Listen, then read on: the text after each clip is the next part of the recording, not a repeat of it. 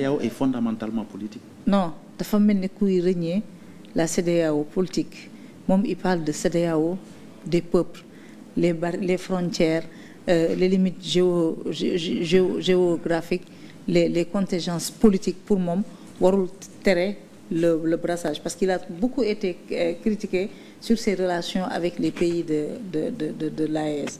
Il était en Guinée hier avec Doumbouya. Oui, alors xam nga ñàkk xam li mu waral dafa bëri. Il était au Mali. ñàkk xam li mu waral dafa bëri mooy li ma la wax rek gis nga réew boo ci nekkee da ngay xam fa réew ma jógee xam fu àdduna toll ak fa nga bëgg a yóbbu réew mi. Il ne faut pas avoir une explication policière de l'histoire. Et malheureusement, le panafricanisme, c'est la nouvelle tarte à la crème des intellectuels en mal d'idéologie. C'est un fourre-tout, on y met tout. La nouvelle tarte à la crème des intellectuels en mal d'idéologie. Oui, c'est un fourre-tout et on y met tout. On y met vraiment tout. Parce que yaakaar nañ ni les peuples n'ont pas de problème, les peuples n'ont jamais eu de problème. Les frontières sont passées par là. Personne n'a osé toucher aux frontières. À la première conférence de l'Organisation de l'Unité africaine, première conférence après les indépendances, quel a été le premier sujet abordé? L'intangibilité des frontières. Deuxième sujet, aucun État n'a le droit de s'immiscer sur le problème de l'autre.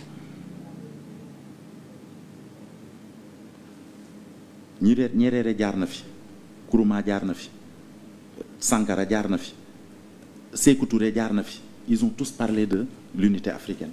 Kwame Nkrumah ñoom ñëpp mais ñun nañu xool ci suñu histoire bopp ñun Sénégal bii Gambie nekk biir Sénégal on ne l'a pas réussi Sénégal bi on ne l'a pas réussi lu tax parce que les Gambiens voulaient une présidente tournante et les Sénégalais disaient que non ñun ñooy nekk président jeex na loolu moo ko tas fédération du Mali moo jiitu Sénégal bi lu ko tas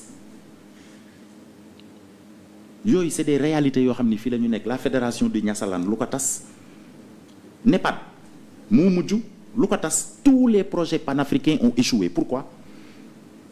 Et c'est quelqu'un qui prend son bâton de pèlerin qui va de pays en pays qui va rassembler les États au sein de quoi? L'Union africaine est déjà là. Peut-être qu'il n'y croit pas, c'est son problème, mais l'Union africaine est là. Est-ce que les peuples africains ont des problèmes? Mais d'une part et d'autre du fleuve Sénégal, c'est les mêmes peuples. C'est les mêmes peuples. Les peuples n'ont pas de problème. Et quand il parle de CEDEAO des peuples, il parle de quoi? C'est ça la grande question. Parce que dañ leen war a laaj. Il suffit pas de sortir des slogans comme ça, mais nañ leen laaj. CEDEAO des peuples mooy lan? Parce que ce sont les peuples qui votent. Et puis yow tu parles de CEDEAO des peuples, tu vas rendre visite à des gens qui n'ont même pas été élus par leur peuple, qui ont pris le pouvoir par la force. Est-ce que c'est pas contradictoire? Et tu nous parles de CEDEAO des peuples, alors que les peuples sont sous ostracisme. Nga dem nga ne yow CEDEAO des peuples ngay wax, alors que yow ña ngay seeti kenn falu leen. Yow au moins Sénégal sax ñun fal nañ président, mais ña ngay seeti kenn falu leen. Mais Pierre, qu'est-ce qu'on fait? Parce que on est face à un dilemme. Deux membres de l'AES, ce sont nos voisins. Qu'est-ce qu'on fait? On les ignore? Guinée-Conakry et... Non, Guinée-Conakry, beaucoup l'AES. Mali, Burkina, Niger. Qu'est-ce qu'on fait? On les ignore parce que leurs présidents sont arrivés au pouvoir à la suite de putsch constitutionnel ou bien ñu topp CEDEAO dans sa volonté d'embargo. Loolu indi des problèmes entre le Sénégal et la Guinée-Conakry sous Alpha Condé. Loolu indi des grincements de dents entre le Sénégal et le Mali, parce que le Sénégal dafa suivre les injonctions de la CEDEAO à la suite des coups d'État. On est quand même face à un dilemme. Ce sont nos voisins immédiats. Non, les relations de bon voisinage, la stabilité à nos frontières, loolu yëpp ça fait que mënuñu leen ignorer. On est obligé d'interagir avec eux, même si ce sont des putschistes qui sont à la tête de ces États-là. Alors, attendez. Bon, déjà, le Mali est notre voisin direct. Nous partageons une histoire commune avec le Mali. Je suis d'accord. Mali dafa bokk AES. Je suis d'accord. Ñun CEDEAO lañ bokk. Ba pare bokk UEMOA. ñoom ñu génn CEDEAO. ñoom ñu génn CEDEAO kon bokkatuñu fi ñu nekk. ñaar moo mën a am. mais on est voisins. ñaar xam nga on peut ne pas suivre l'embargo pour raison humanitaire parce que ñoom amuñu géej seen lépp port Dakar lay jaar te pratiquement c'est notre premier client sax partenaire économique baaxul ci suñu économie baaxul ci ñoom bu ñu leen tëjee isolé leen ça peut se comprendre pour raison humanitaire mais se désolidariser de la CEDEAO ça ne se comprend pas parce que ñun ñoo dem signer traité yi ñun ñoo signé traité yi xam nga état dafa am nu muy doxee du affaire yaa ma neex. mais Mauritanie bi génn CEDEAO en 2001 terewul la Mauritanie président sénégalais bu toog Mauritanie ngay njëkk a dem. oui. qu'il y ait eu un putsch ou qu'il y ait eu une élection. Le président mauritanien qui est là-bas aujourd'hui il a été élu oui ou non? A été élu. Il a été élu.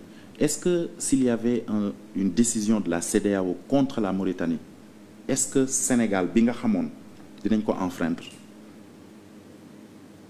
question boobu lay laaj. Je vous retourne la question. Je ne pense pas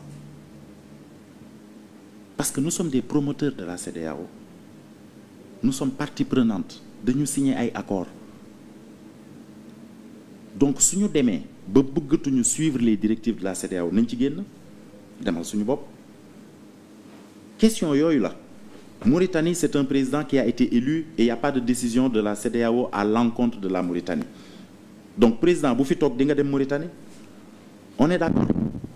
Mais c'est pas la même chose qu'au Mali, c'est pas la même chose qu'au Burkina. Maintenant, c'est des positions courageuses qu'il faut savoir assumer. Mais yow mënoo ne CEDEAO nga bokk, nekk un promoteur de la CEDEAO depuis le départ, signer ay accords.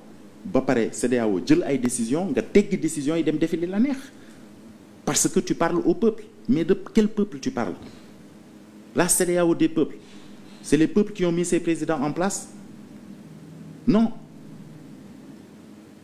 là où il y a eu des élections xam nañ ko ce n'est ni en Guinée-Conakry ni au Burkina ni au Mali maintenant quel est notre intérêt à aller là-bas quel est notre intérêt à enfreindre lan la ñu dëkk yooyu mën a indil te CEDEAO du ñu ko indil question fondamentale boobu moom la ñuy laaj lan moo war a mën a tax ñun ñu génn ci suñu ay engagement pour dem ne on leur tend la main pourquoi ba ñun ñuy leb xaalis un pays qui est sous embargo ay citoyens di ci dugal seen alal te ay sénégalais nekk fi question yooyu